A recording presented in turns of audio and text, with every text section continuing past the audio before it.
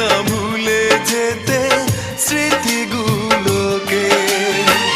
সব কিছু এখানে জানি পড়ে রবে, ধুকে ধুকে জীবনটাকে পাড়ি দিতে হবে।